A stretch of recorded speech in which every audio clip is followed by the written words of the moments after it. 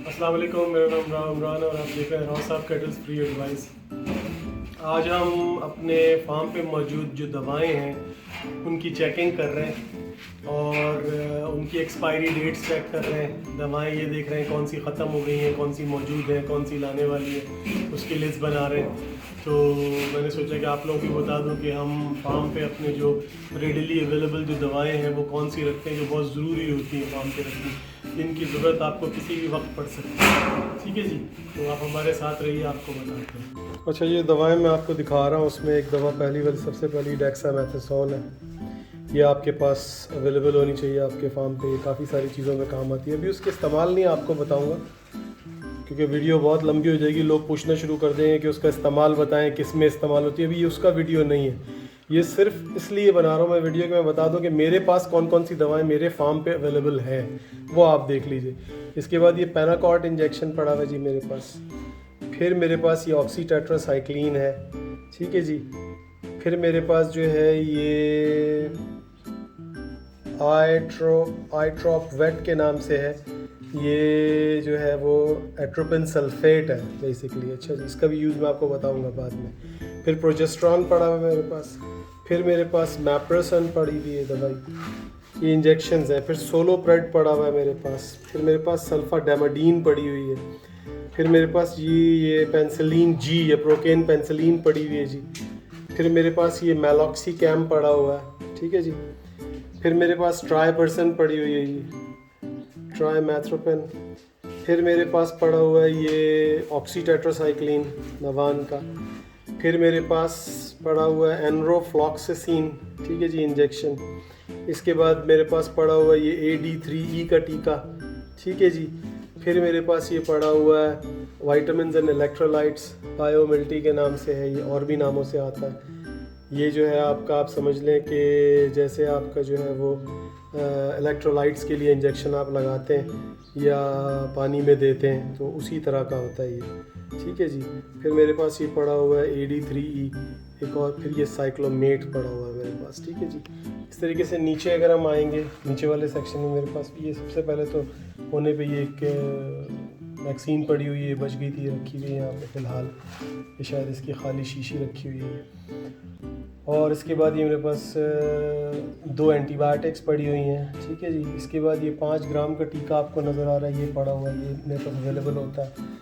फिर ये लैक्सब्रोन, ये इंसानी दवाएं आ गई जी, ये कब्ज़ के लिए होती है। फिर ये क्रामाफेन पड़ी हुई है, ये भी कब्ज़ के लिए और पेट बंद हो जाए उसके लिए होती है। फिर ये पॉलीबियन का मल्टीविटामिन यानी कि विटामिन B कॉम्प्लेक्स का सिरप पड़ा हुआ है।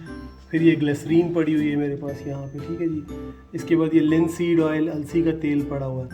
फिर ये कुछ दवाएं हमारे पास जो हैं वो होम्योपैथिक की हम यूज़ करते हैं, वो पड़ी हुई हैं, ठीक है जी। इसमें जो है वो जैसे बेलाडोना हो गई, वो है दामियाना हो गई। फिर आपकी जो है चैलेडोनियम हो गई, ये पड़ी हुई है। कलकेरिया पड़ी हुई है। फिर इसमें जो है वो 1-2 मदर टिंचर्स पड़े हुए हैं, इनके बारे में वक्तन फ़वक्तन मैं पोस्ट बनाता रहता हूँ आपको, ठीक है जी।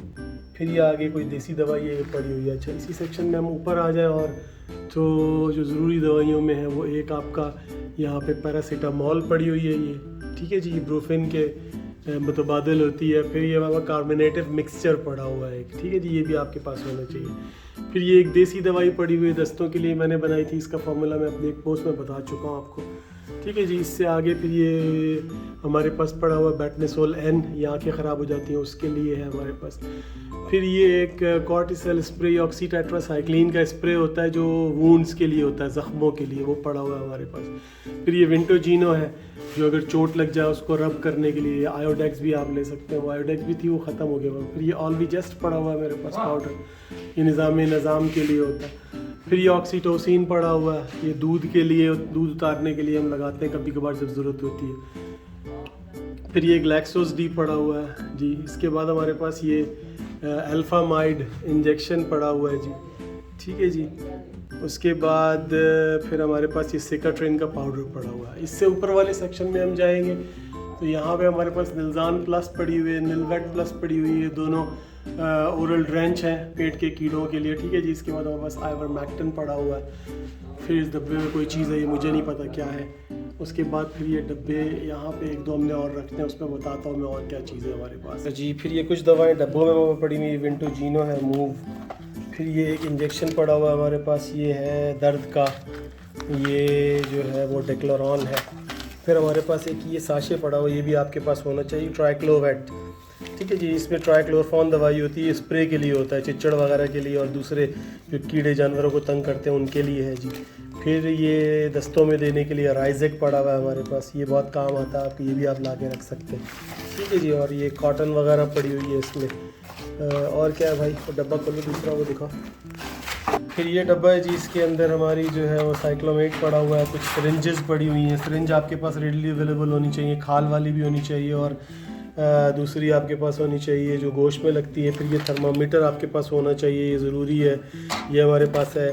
ये वाली सिरिंजेस होनी चाहिए, अगर बड़े जानवर हैं उनके लिए अलहदा होती हैं, ये छोटे जानवरों के लिए अलहदा होती हैं। थर्मामीटर इसमें पड़ा हुआ है, ठीक है जी। चले, एक सिरिंज पड़ी हुई है ये बड़ी वाली, ये सिरिंज भी इंपॉर्टेंट होती है, आपके पास होनी चाहिए। इसके बाद ये एक डब्बा और है, इसके अंदर मुख्तलिफ इंसानी दवाइयाँ, जैसे पैनाडोल हो गई, डिस्प्रीन हो गई, ठीक है जी, ये दस्तों के लिए, एंटॉक्स हो गई, फिर आपकी फ्लाइजल हो गई, फिर आपका ये जो है इस्तेमाल होता है आपका जब कभी खून वगैरह आ जाए, ठीक है जी। इसके बाद ये बेटनेसोल है, ठीक है जी। तो इस टाइप की मेडिसिन कुछ इसमें पड़ी हुई है इंसानी, जो वक्तन फ़वक्तन इस्तेमाल करते रहते हैं, जो हमारी जो यहाँ पे जो वर्कर्स हैं वो भी इस्तेमाल करते हैं। फिर ये एक छोटा चाइना का वेइंग स्केल है, ये भी आपके पास होना चाहिए, ये बहुत ज़रूरी आइटम है बकरों का वज़न करने के लिए, ठीक है। जो बाकी चीज़ों का वंडा बनाने के लिए, वज़न करने के लिए बहुत काम आता है ये, ठीक है जी। तो ये चीज़ें हैं। अच्छा, ये फिटकरी पड़ी हुई, फिटकरी भी आपको काम आती है, ठीक है जी। ये ईस्ट पड़ा हुआ है, ये भी आपको काम आता है। तो इसके अलावा जो है वो हमारा तैयार शुदा यहाँ पे मसाला है, फिर DCP पाउडर है, फिर बहुत सारी और चीज़ें हैं, मिनरल मिक्सचर है, वो आपको पहले भी बता चुका हूँ, ठीक है जी। तो ये दवाएं जो हैं आपको दिखाने का मकसद ही था कि तकरीबन हर फार्म पे कमो बेश इन दवाओं की ज़रूरत आपको किसी भी टाइम इमरजेंसी में पड़ सकती है। तो जो बकरियां पाल रहे हैं कमर्शियल लेवल पे, ख़ास तौर पे घरों में तो शायद रखना मुमकिन ना हो इतनी सारी दवाएं, लेकिन कमर्शियल लेवल पे जो लोग पाल रहे हैं बकरियां या गायें या बछड़े या जो भी जानवर पाल रहे हैं, उनको ये दवाएं अपने पास अवेलेबल रखनी चाहिए, ठीक है ना। इसमें कुछ दवाएं ऑलरेडी और मिसिंग होंगी, बट ये मोर देन इनफ है जो हम अभी इस्तेमाल कर रहे हैं। इसमें से अभी हमने चेक किया, जो दवाएं एक्सपायर हो गई थी वो निकाल दी हैं हमने, बाकी दवाएं हमने रख ली। जो शॉर्ट एक्सपायरी हैं उनको आगे ले आए हैं हम, जो लॉन्ग एक्सपायरी हैं उनको फिर बाद में इस्तेमाल करेंगे, ठीक है जी। तो ये बड़ा ज़रूरी अमल है। ये अमल आपको तकरीबन 3 महीने के बाद, 3-4 महीने के बाद लाजमी एक दफ़ा कर लेना चाहिए। दवाओं को चेक करें, कौन सी ज़रूरत है वो लेकर आएँ, जो एक्सपायर हो गई उनको निकाल दें, ठीक है जी। तो आज की वीडियो के लिए इतना ही था। अस्सलाम वालेकुम रहमतुल्लाह।